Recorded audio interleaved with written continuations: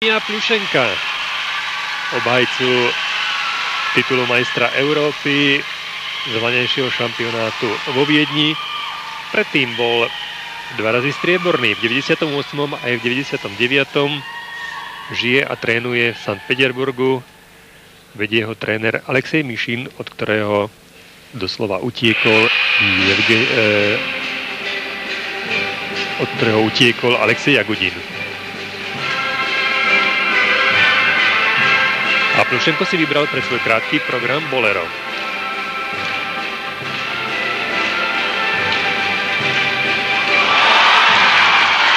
Dvoritý túlup s trojitým. Tak ten bol úplne perfektný. Takú kombináciu sme tu zatiaľ ešte nevideli.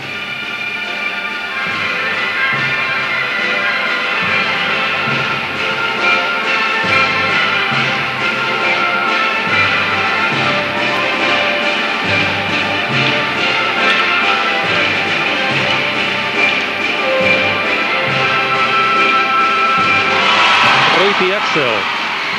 Také jednoduché na pohľad. Bodaj by to tak bol.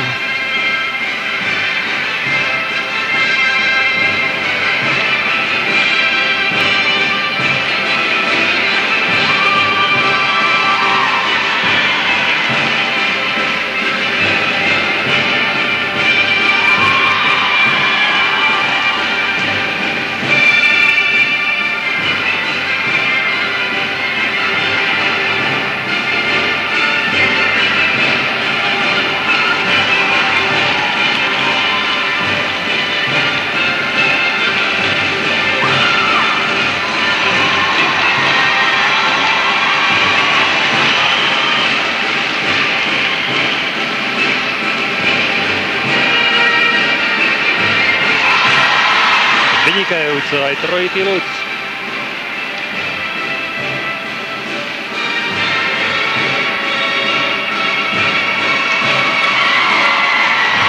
Spomínaná Bielmanovej pirueta.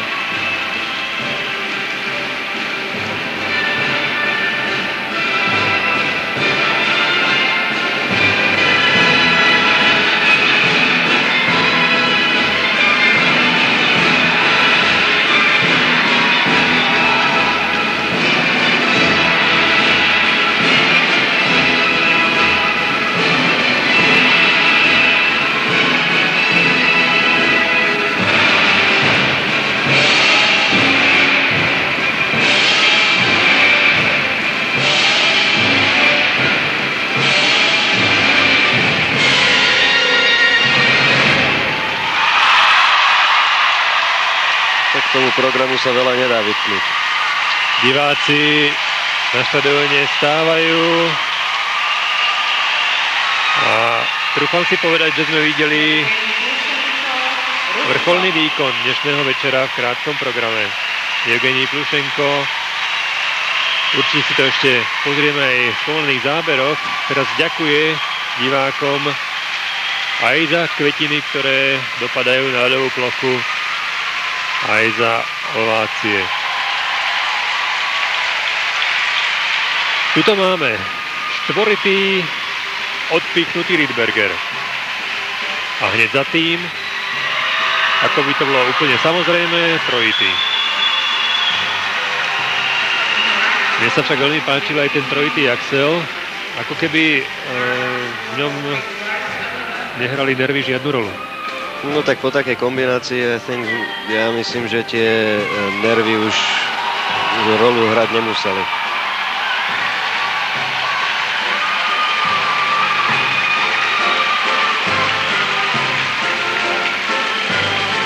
Videli sme najnáročnejší krátky program, čo do obsahu, ale aj najlepšie zvládnutý vo vysokom tempe, precíznou technikou korčuľovania. Napokon aj trojitý Luc bol veľmi dobrý a hodnotenie je veľmi vysoké. Technická hodnota 8x5,9, 1x5,8, druhá známka takisto 5,8 a 5,9. Šestka sa tam neobjavila. To je ťažko dať šestku za krátky program.